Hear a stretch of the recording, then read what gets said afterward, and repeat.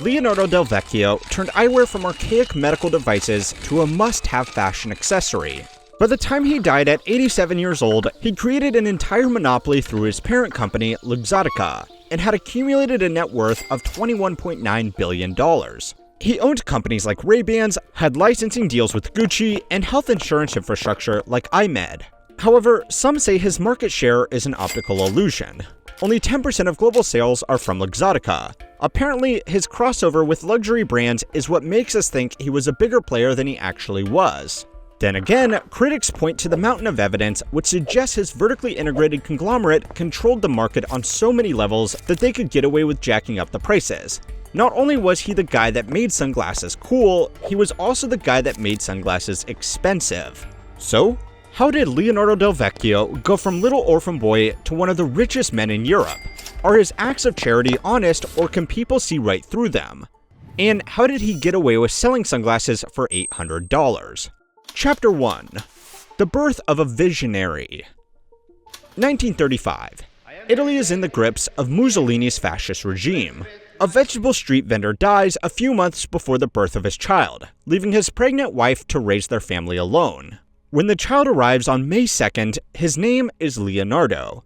Like Da Vinci and the leader of the Ninja Turtles, this moniker is common with visionaries and leaders.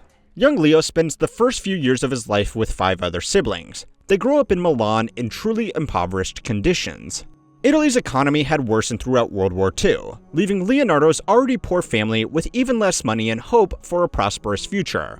So, his mother makes a drastic decision. She hands 7-year-old Leonardo over to an orphanage run by nuns. Whether out of fear of losing her child to starvation or street gangs, Milan's historical orphanage of Martinet was the only course of action she could take. Plenty of billionaire stories have a rags to riches tale, but only Leonardo Del Vecchio has an origin story with strict Catholic nuns in a broke post-war country. Even Oliver Twist would feel lucky for what he had. You wouldn't need to be a Hollywood screenwriter to imagine his early years were filled with beatings, homesickness, and crying into his meatballs. Yet, young Leonardo had some talents. It turns out he was good with his hands. Leonardo developed craftsmanship thanks to his curious mind and diligent work ethic. This landed him an apprenticeship after leaving the orphanage at 14 years old. He worked for a tool and die maker, but they never addressed him by his first name. They simply addressed him as Boy. Leonardo may have had skills to get hired, but he didn't have the respect to get noticed. But he didn't care so long as he got his paycheck. 300 lira wasn't enough to strike it out on his own. It was barely enough to get by. But by squirreling it away, he'd save enough to study engraving at the Brera Academy of Art. By the time he had graduated with that diploma, he was out of institutions and on his own. Thankfully, he had everything he needed to stake his fortune: passion, skills, and hardship. All he needed now was a way to focus these into a singular vision, so he set out to the north of Italy to find it. So it's time to learn how history works as we look into the life story of Leonardo Del Vecchio. This week's video is sponsored by Brilliant. Brilliant is an educational platform designed for gaining a deep understanding of math, science, and computer science concepts. It adopts a ground-level approach, emphasizing learning the basics upwards and engaging learners through active problem-solving tasks. Learning and retaining knowledge like this is shown to be 6 times more effective than traditional video lectures. The content on Brilliant is meticulously developed by a distinguished team of comprising educators, scholars, and industry experts hailing from prestigious institutions and companies like MIT, Caltech, Duke, Microsoft, Google, and others. Brilliant covers topics such as introduction to probability, data visualization, probability prediction, and multivariable modeling, and so much more. These courses provide learners of all levels with the tools to excel in data analysis, covering everything from the Bayes theorem to multilinear regression. They include practical exercises using actual data from renowned companies like Starbucks, X, formerly Twitter, Spotify, and methods for analyzing and presenting large data sets. With Brilliant, you can learn from anywhere, whether you're on a computer, smartphone, or tablet. Brilliant offers the chance to gain genuine knowledge in just minutes each day through engaging and enjoyable lessons, fitting easily into your schedule whenever you have time. To try everything Brilliant has to offer for free for a full 30 days, visit brilliant.org/howhistoryworks or click the link in the description, and you'll also get 20% off Brilliant's annual premium subscription. Chapter 2. Reshaping the Framework. 400. 22-year-old Leonardo Del Vecchio moved to Pieve Ticino. He worked in a metal engraving factory against the backdrop of a stunning mountain range where he discovered that he had a knack for creating metal glasses frames. At that point in history, glasses were still mostly a medical apparatus. Sure, some people would have reading glasses, but the demand was nowhere near as high as it is today. You can't expect a tiny town in 1950s northern Italy to have a drive-through optometrist. By focusing on the tiny details, he carved out a specialism.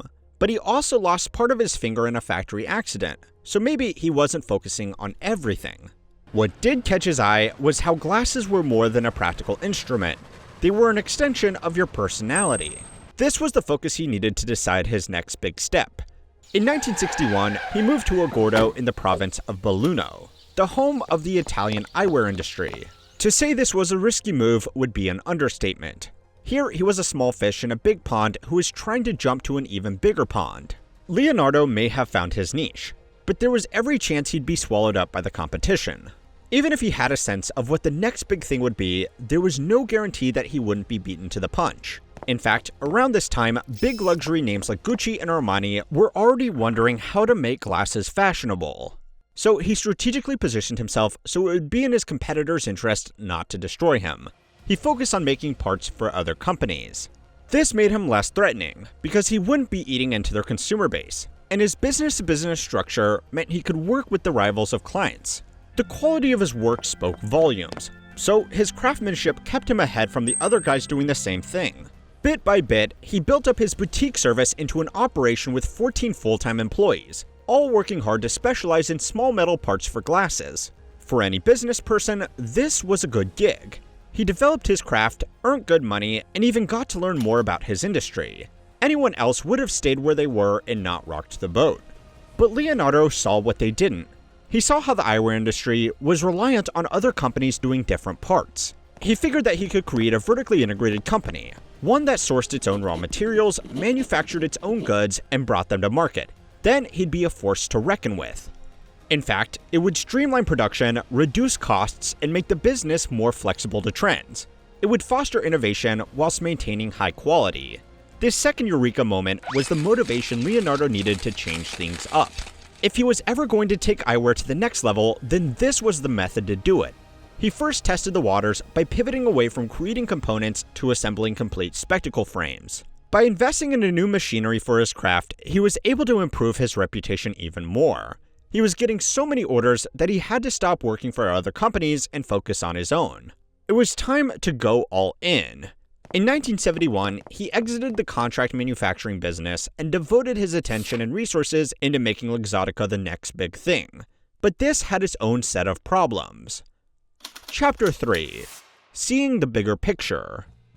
Reorganizing Luxottica's structure and strategy gave him the chance to stand out from the crowd, but the trade-off was twofold. By previously focusing on business clients, Leonardo would gain insight about their inner workings. He could learn from their mistakes, follow in the footsteps of their success, and keep an ear on the ground for market changes. But now, those benefits were gone. The second issue was losing touch with customers. By not focusing on custom manufacturing, he could only service the general needs of demographics. This meant he couldn't ask them what they were thinking. If a product bombed, he couldn't ask them why. He'd have to decipher raw data to figure out if the problem was in pricing, marketing, or manufacturing. Yet, there is no reward without risk. And his risk paid off well. For the next few years, Luxottica held its own against bigger competitors thanks to the higher quality products. But reputation won't pay the bills forever. Sooner or later, a previous business client would figure out what made his frame so popular and pull the rug out from under him. And if more than one competitor figured it out, Leonardo would be back in a metal workshop faster than he could say arrivederci. Thankfully, Leonardo was a craftsman. He understood that glasses frames were like business. By carefully designing each component, no matter how small, the structure would be more than the sum of its parts. So he pulled ahead of his competitors by doing what they didn't. In 1974, he acquired the wholesale distribution company Scaroni. Their logistics and sales services helped Leonardo reach customers directly, even if it meant more responsibility. You might be thinking, so what? There isn't a conglomerate on planet Earth that doesn't acquire other businesses. It's all about vertical integration. Well, hindsight is 20/20. No doubt Leonardo's competitors are kicking themselves for not seeing what Leonardo saw. By slowly moving into the infrastructure of the industry, he found a way to compete indirectly. He'd save money by cutting out middlemen, streamlined his reach to customers, and could offer distribution services to others. Sooner or later, other businesses would need him just like how they needed him when he was a humble metalworker. But some say this quest for dominance clouded his vision. Chapter 4. A Clearer Future. The Luxottica Group experiment was doing pretty well. For over a decade, the company slowly grew. Money was good, customer satisfaction was up, and there was no reason to rock the boat. But Leonardo wanted more. He had ambitions to supply and distribute his company's raw materials. Plus, he wanted a stronger retail presence. Every time he relied on another company for part of his business plan, he was losing influence. He wanted to find a way to expand his operations in the most efficient way possible. Conventional growth wasn't going to cut it though, especially if eyewear was still mostly seen as a niche industry. There was a ceiling to where they could go, and he hit it. To break through to the next level, Leonardo would need a revolution. So, he made one. In 1988, Leonardo struck a deal with Giorgio Armani. Like other luxury designers, Armani had been dreaming up ways to turn more items into luxury products, but they weren't eyewear experts like Leonardo. Yet other eyewear experts lacked the pizzazz and flair which imbued the Luxottica brand. So when Leonardo pitched how glasses could be an object people buy like bags and shoes, Armani knew he had finally found the designer he'd been searching for. Others tried to create a revolution, but Leonardo led the charge. Glasses were now hotter than hot. They were cooler than cool. They were a must-have item for anyone interested in fashion. Soon, other fashion designers followed and sought him out for licensing deals, yet Leonardo wanted to strike while the iron was hot. 1 year after the iconic deal with Armani, Leonardo moved the company into the retail sector. Many thought it was a risky move. Retail was a different beast, and the profit margins don't leave much room for error. But Leonardo disagreed. If Louis Vuitton has its own outlets and shopping malls, why not Luxottica? After all, this was a time when the likes of Nike and Reebok were finding ways to set up their own storefronts instead of relying solely on shops like Foot Locker. If he didn't get there first, someone else would. He started buying up outlets to convert into Luxottica shops. Yet, expansion remained slow. He was up against the clock, but limited by his capital. So, 1 year after that, he listed the company on the New York Stock Exchange. It was all or nothing. Not only did this raise visibility of the brand, but it provided the vital funds for aggressive expansion. Leonardo's next target was United States Shoes Corporation, but not because he wanted to get into footwear, though it's good fashion advice to match the color of your shoes with your glasses. He bought them out because they owned LensCrafters, who was, at the time, America's largest eyewear retail chain. It cost $1.4 billion, a crazy amount for a company that only started 34 years earlier in some remote mountain town. Upon purchasing all of their physical stores, Leonardo gutted and sold off parts of the US Shoes Corporation that he didn't need. After all, the key to good craftsmanship is knowing what you do need and what you don't need. Not every retail store changed its name to Luxottica though. Not that they needed to. If anyone wanted to sell in Leonardo's outlets, he got a cut. So even if the sales of his personal brand were really only 10%, he was still getting a cut of the other 90%. But old Leo wasn't done just yet. He had other plans to vertically integrate. Some ideas were questionable, others were immoral, and maybe one or two were downright illegal. Chapter 5. Acquisitions, Reflections, and Optical Illusions. In 2000, Luxottica was listed in Milan, the home of luxury fashion. This gave Luxottica a second win of capital to acquire even more companies. This would be Leonardo's final phase for world domination. Italian brand Vogue was the first to be swallowed up in 1990, followed by Persol in 1995 and Ray-Bans in 1999. In 2001, Luxottica bought out Sunglass Hut, thereby expanding its retail reach even more. He even got a slice of the Walmart pie. 2003 was the year Leonardo snapped up Australian brand OPSM, with Pearl Vision joining the portfolio in 2004. When he wasn't buying up retailers or brands, he was moving into the health insurance sector. He now had a foothold in different countries, continents, and markets. Wherever you went for your glasses, you had to go through Leo. As you can imagine, this raised concerns about monopolization. Luxottica defends its size by saying that only a fraction of global sales are under the Luxottica brand. But that's just smoke and mirrors. Look what happened with Oakley. It started when the relationship between the two companies became strained after a price disagreement. Exact details are unknown. Maybe Luxottica wanted a bigger profit share, or perhaps a cheaper price for orders. Whatever the disagreement was, Luxottica dropped Oakley from their stores. As you can imagine, this affected the sales of Oakley. The sales affected the stock value, and the stock value made them cheaper to buy. No prizes for guessing who bought them. You don't need a Harvard business degree to argue that this was market manipulation. When Luxottica was pressed for comment during an episode of 60 Minutes, a representative responded in the most Italian mafia way possible. There were some issues between the two companies, but they understood life was better together. Such market power is how Leonardo's machine can mark up prices by 1,000%. Even the founder of LensCrafters said that buying eyeglasses for as much as $800 was a complete ripoff. Yet Leonardo still wanted to expand. Because even though he'd taken over the frames industry, he didn't make the lenses. That changed in 2018 when Luxottica merged with French lens company Essilor, and the guy in charge, Leonardo. He had finally accomplished his ambition to be part of every stage of the eyewear industry. No surprise that a man with his bank account went on record to say how much he hates paying taxes. However, he did qualify this statement by saying, "But I like sleeping at night." Some have pointed to his charitable work as proof of his good heart. For example, Luxottica restored the Accademia Bridge in Venice and even set up a foundation to produce vision services to underserved communities. But let's be honest, that's a tax write-off. You've seen how Mr. Beast funded cataract surgeries to combat blindness, so clearly Leonardo could have bankrolled a bigger project. Then again, curing vision problems doesn't make good business sense for a man who sells glasses.